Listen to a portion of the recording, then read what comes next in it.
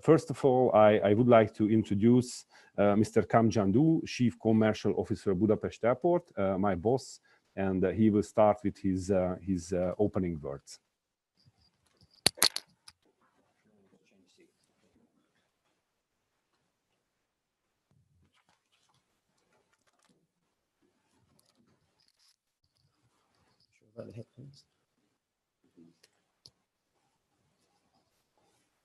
Good morning, everybody, ladies and gentlemen. I suspect there's more gentlemen than there are ladies, without being presumptuous. Thank you, Joseph, for the introduction.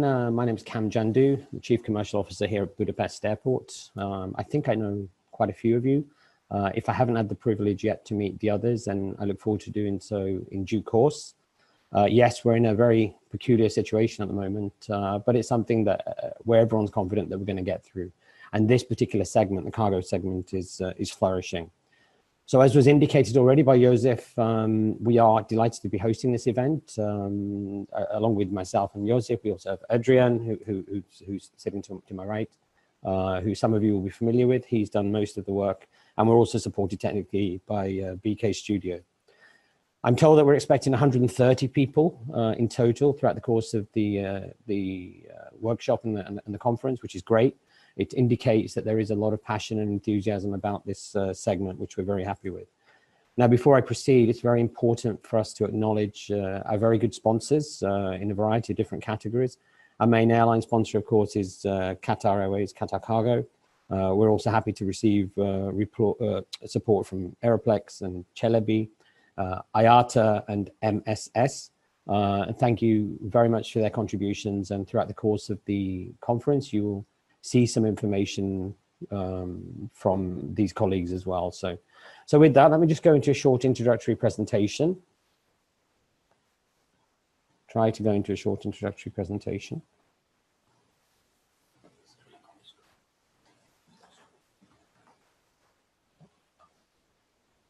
On here? Oh, okay. Okay. So we should have done a practice. My technical ability isn't as... What I usually like to start with is an update about the ownership of the airport. This is quite topical for many people on the call today. As you can see, we are predominantly a private airport. You have 3 red and white colors there, 2 Canadian flags. The main shareholding is owned by Avi Alliance GmbH, who are owned in turn by PSP Investments, one of the biggest pension funds in Canada, with over 55% of the ownership. On the right-hand side, you've got the province of Quebec through CDPQ, who own over 21%. And the balance is owned by Malton Investments, part of the Singapore government. So ultimately, you could say we're owned by the state, but not this state, but the states of Canada and also Singapore.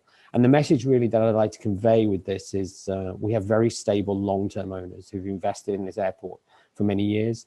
They still have 65 years to run of the concession. And whilst there has been some media reports about some unsolicited bid that could be coming in, I can't comment on that because I'm not a shareholder. All I can convey is the message from our shareholders is that they view this asset as a long-term investment. Otherwise translated as they still remain committed to the remaining 65 years. The numbers at the bottom here just reflects the passenger evolution that we've seen over the last few years, since 2014. And just to put it into some context, we have been the fastest growing airport from a passenger perspective in the last 6 years comfortably. And that talks not only because of the great service of the passenger airlines that are operating here. Of course, they're bringing belly cargo as well, but it talks also to the opportunity that exists in Hungary. And we're very much pleased with that. Now, just 1 or 2 more points about passenger traffic. You can see in the course of this year, January, the first quarter was okay. And then we knew things were going to start to soften thanks to this COVID-19, which everybody's feeling globally. And you can see it more or less dropped off a cliff in middle of March. The borders were closed and we had almost 0 traffic, 94% less than year on year. We saw some green shoots from June through to August because borders restrictions were lifted and it seemed to improve. And as you can see, it was escalating through July and August. But then, of course, we've got border restrictions in place again since September, and it's fallen off a cliff again, back to 94% down year on year. Our forecast this year, shows that we'll be over 75% less than last year, year on year. And the reason I'm telling you this, of course, there's a correlation, of course, to belly cargo as well. So most of the long haul traffic that we had also disappeared, as well as the vast majority of the long haul, the short haul as well, which has an ongoing impact. So what do we do as an airport? And apologies for the paper. We introduced a variety of cost-cutting measures, and I think any responsible organization in our industry really needs to take cost out of the business. So when your income is dropped, not just by 90% or 94% in parallel to the passenger numbers, your income reduces by corresponding about more or less. So we cut non-essential costs already starting back in April. Most of our big developments that we had on the radar, we postponed. We haven't cancelled, because we do believe in the long-term recovery of the airport from a passenger and a cargo, or the cargo is flourishing, which I'll talk about momentarily. The long-term prospects are very, very good. But what we did, we took a lot of cost out of the business in terms of 45% of our operational expenditures and over 50% of our capital investments that were planned for this year. In addition, and looking below to the bottom half of the slide, you can see we introduced a program for our staff members to reduce hours in exchange for reduced salary, and we did that for 2 months, and also to reduce hours by a further 25% for the 3rd month. And I'm delighted to say, the vast majority of our staff, ourselves included, took some of these costs. We did all we could to sustain the operation with the number of people that we had, but unfortunately, given the opening and closing of borders, it has resulted in mass redundancy. We had one program back in May, June, and we're just going through another one this week, which means ultimately that pre-COVID and post-COVID, and for us, that means in the next 1 month, we will have almost 34% less people working for the Budapest Airport. And just to give you a magnitude, this is a reduction of almost 350, 360 people. So not great time. I think anyone who's worked in any industry, one of the toughest things that you go through is when you lay people off simply because of external factors. But we had to do it just to remain resilient.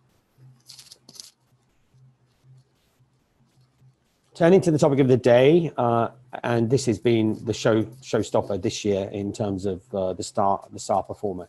Cargo, as you can see, January through September year to date, there were over 95,000 tons handled, which is excellent. And I think what's more relevant is the number of cargo flights. That was 18% up year on year, which is significant increase if you compare to the passenger numbers that I showed you, for example. And in September alone, there were over 11,000 tons handled, which is a significant growth year on year, and also 19% growth in number of cargo flights for that month in particular. And we see continued recovery also in October as well, which is excellent. And of course, much of this was PPE, personal protective equipment coming from China, and Budapest was using the areas to distribute it further, not just within Hungary, but also through the region, which is good business for you and good business for us. And another headline from this year was, or towards the end of last year, but certainly this year, we opened 32,000 square meters of our Bud Cargo City, which several of the people who are participating in the conference are using, hopefully using it very happily. There were one or two teething problems, let's not deny that, but I think the general consensus is that this has raised the quality level of cargo handling at our airport significantly. We're taking a quantum leap in quality improvements. And this is really good, not just for us who made the investment, but of course for all of our partners who are utilizing it. And we believe it's a good foundation upon which we will build extra capacity going forward. And also, what we didn't expect in a crisis situation is new flights. But of course we did, thanks to Korean Air Cargo. They launched a Seoul flight, and also Cargolux introduced the Shenzhen flight as well with the 747 aircraft. As I said earlier on, much of the extra flights this year were relating to personal protective equipment, but we think it can be sustained now as we look at the evolution of cargo coming through Budapest. As I've alluded to once or twice now, the future is very optimistic for our sector. We saw some trend changes, if you like. So if you look at this slide in totality, we saw the traditional automotive industry, which did start to slow down from a production perspective. Many of you many of you who are aware of this market know that there's a lot of foreign automobile industry based here, whether it's Mercedes or whether it's Audi or whether it's BMW soon to be coming, plus all the supply chains based here. But what we've seen is a shift in terms of the type of cargo, in terms of new technologies. Electric cars are now being manufactured within this region as well. And then looking at the second row, we've got the effects of COVID-19 decreasing this consumption and spending power. But we've seen that transfer into e-commerce, which is good for our industry as well. As we see more and more people going into the online environment, they'll of course require people to deliver that as well, which is a great logistics opportunity. There's competition amongst the transport modes, and we proved again that this year we can be reliable in any circumstances, driven largely speaking by a lot of the infrastructure improvement, by the great job that Gyorsan and Adrian are doing, and also that many of you are doing, because you stood with us whilst we didn't have the best facilities down the last few years, and you shared the dream, you took the leap of faith with us, and now we have these facilities, and now we're all not just benefiting from it currently, but hopefully we're forward looking in terms of the opportunity that it represents for us all in optimizing what we have to really make this the best hub in this region for air cargo. I think there was a feeling that the air cargo industry needs to be a bit more competitive, environmentally friendly and flexible. And this is what another positive outcome is of COVID-19. It's forced the conversation about being a greener, about digitalization. This is something that perhaps was on the radar, but I think it's accelerated. So we're very delighted with the evolution that we've seen. We're very happy with the performance of air cargo at Budapest Airport this year. We're not satisfied fully, because we all always want more. And I think that's part and parcel of what we want to discuss with the group today. And we want to make it as interactive as possible around the themes that the team have put together. But make no mistake, you can count on our full support, not just today, but throughout the years ahead, as we really develop and step up Budapest as the leading cargo hub for the region. We've always had the geographic benefit. Now we've got the infrastructure, and now we really need to step up. So we're really, really excited about that. So lastly, and in closing, it's been a tough year, but we're delighted that cargo is continuing to flourish. And this is something, as I mentioned, is a partnership for many of us. And we're looking forward to developing more opportunities with you. And now let's continue with the rest of the conference. So thank you for your time. Thank you for listening to me. And we look forward to having more of a deep dive into some of the specific topics from here on in. Thank you so much.